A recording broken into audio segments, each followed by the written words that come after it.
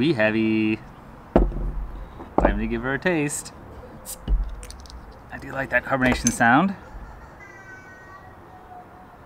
Second time I've done a tasting and kids have been crying. So before I get into this, quick notes on this. The recipe, was fairly straightforward for We Heavy, and I'll just link the recipe in the description below rather than going through all the hops and the malt and all that. You can pull it up if you want to see it. I also link the brew day down there as well.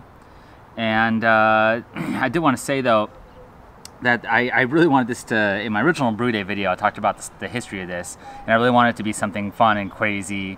But the word We Heavy just means small, strong. Jesus.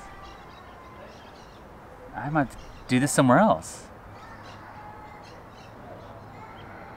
Alright, I'm gonna pause really quick and see if that kid calms down before I continue. Okay, the kid has calmed down. I'll go try and continue here. The beer just means small, strong, literally We Heavy.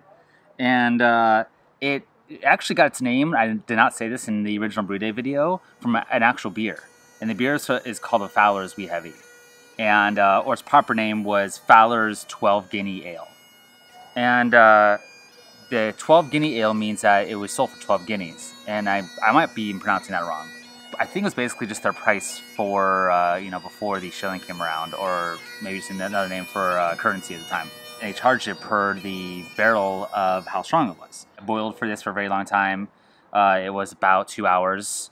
And the idea behind this was to get like more caramelization, more Maillard reactions, which gives more of like more maltier mouthfeel to it and more maltier taste. So like if you had like a steak, for example, and you get a little sizzle, that little burnt mark on it, that's the Maillard reactions happening with that.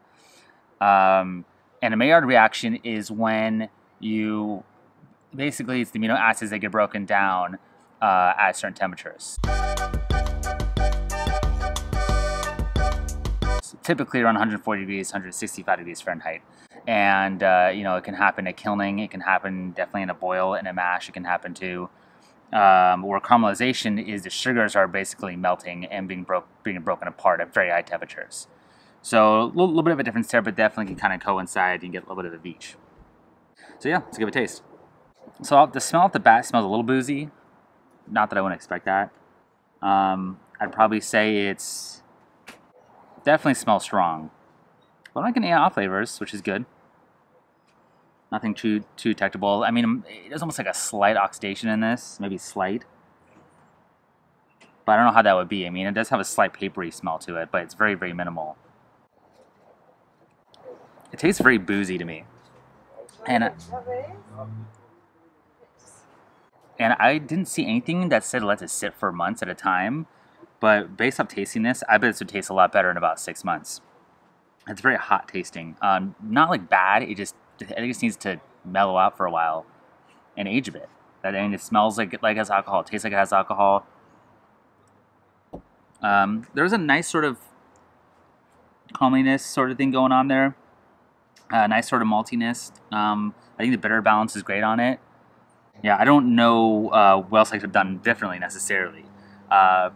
It's a little sweet too, and I don't think it should be. Not that it wouldn't have a more maltier finish to it or maltier taste. It's more sweet than it is like malty. Like you can have that nice grain, smooth malt finish, where this is leaning toward that sweeter side, like a crystally caramelization to it, but a little more than I think it should have in it for the style.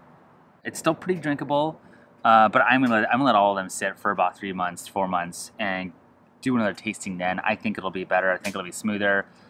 But yeah. That's it. Maybe I'll post another one of these in about 3 or 4 months. But until then, get out there and brew some beer and